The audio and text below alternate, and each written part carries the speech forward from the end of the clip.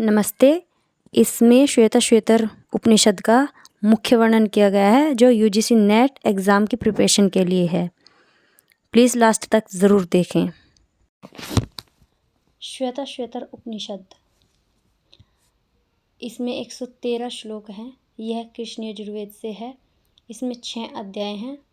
UGC net में 2 अध्याय का वर्णन आया है, अध्याय 2 और अध्याय 6 दूसरे अध्याय में ध्यान योग, प्राणायाम, सिद्धि, तत्वज्ञान, आत्मज्ञान का वर्णन हुआ है। अध्याय 6 में परमेश्वर का स्वरूप, महिमा, मोक्ष, भगवत प्राप्ति के उपाय हैं।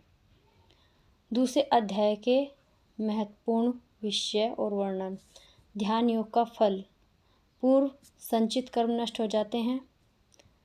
9वें श्लोक में योग साधना में चेष्टाओं को यथा योग्य कर प्राणायाम को सूक्ष्म कर ध्यान योग के लिए उपयोगी बनाया जाता है। जैसे दुष्ट घोड़ों युक्त रथ को सारथी सावधानी पूर्वक चलाता है, वैसे ही साधक को अपने मन में वश में करना है। ध्यान योग के लिए उपयुक्त स्थान, समय सूचे, शर्करा विहीन, लुका विवर्जिते, शब्द जालाश्रयाधिवि, मनोकूले न तो चक्षुपीडने, गुहा निवात श्रेणे प्रयोजते 10वें श्लोक में बताया गया है। अर्थात समतल हो, समान हो, ऊंचा नीचा न हो, अग्नि और जल दोनों से समान दूरी पर हो, जहाँ शोर न हो, मन के अनुकूल हो, आँखों को प्रसन्न करने वाला ऐसा स्थान चुनना चाहिए। श्लोक 11 में ध्यान योग साधना के आरंभिक लक्षण बताए गए हैं जो योग की सफलता के सूचक हैं।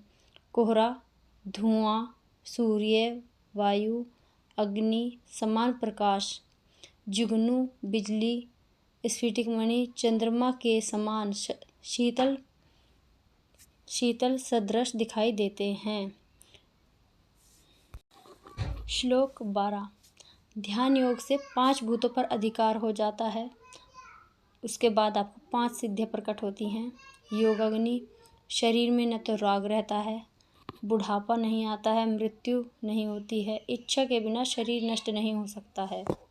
श्लोक 13, प्रथम योग सिद्धियाँ, शरीर हल्का हो जाता है, लघुता, आरोग्यता, रोग नहीं रहता, अलोलुप्त्वम, विषयाशक्ति से निवृत्ति हो जाती है।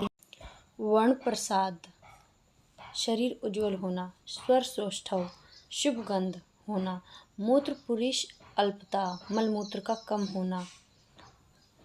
श्लोक 16, ब्रह्मा सर्वप्रथम हिरण्यगर्भ के रूप में प्रकट हुए थे। और श्लोक 8 था इसमें ब्रह्मा डूबेन, जिसमें बताया गया है कि नौका से मृत्यु को पार कर अमृत पद की प्राप्ति की जाती है। ध्यान योग को ओंकार योग का बताया गया है।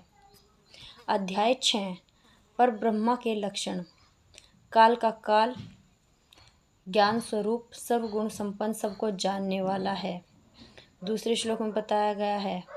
तीसरे श्लोक में जगत की रचना बताई गई है। पंचभूत, जड़ तत्व प्लस चेतन, 2 कर्म, पाप पुण्य, 3 गुण, 8 प्रकृतियों, काल के साथ आत्मा का सूक्ष्म गुणों के साथ संबंध कर जगत की रचना की गई है। इसमें 3 साधनों का वर्णन किया गया है। पहला है कर्मयोग, जिसमें परब्रह्मा में सब कर्मों को समर्पित करना है। दूसरा है उपासना रूप, जिसमें 16 कला रहित होने पर भी 3 कालों से अतीत ब्रह्मा में दृढ़ विश्वास से उपासना करनी है। ज्ञान योग बताया गया है। संसार वृक्ष, काल आकृति से सर्वथा अतीत, धर्म की वृद्धि करने वाले व पाप का नाश करने वाले पर ब्रह्मा को अपने हृदय में स्थित कर अमृत स्वरूप परमात्मा को प्राप्त करना है। ब्रह्मा के स्थान में क्या होता है? वहाँ सूर्य, चंद्रमा, तारे, अग्नि, सभी का प्रकाश जुगनू की भांति होता है। वह सबका स्रोत है।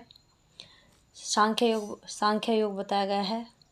कर्म और ज्ञान योग से मोक्ष को प्राप्त किया जा सकता है। मोक्ष प्राप्ति का उपाय बताया गया है। परमात्मा की शक्ति को मकड़ी के जाले की तरह बताया गया है। और श्वेता ऋषि ने तप के प्रभाव से देह अभिमान रहित होकर उपदेश को जाना था, ब्रह्म तत्व को जाना था। 23वें श्लोक में बताया गया है गुरु का महत्व। गुरु के हृदय में गूढ़ रहस्य है उसको जानने के लिए गुरु का भक्त बने। श्लोक 22 में बताया गया है, जिसकी विषय वासना शून्य न हुई हो, वह पुत्र हो या शिष्य, उसे यह रहस्य न दे।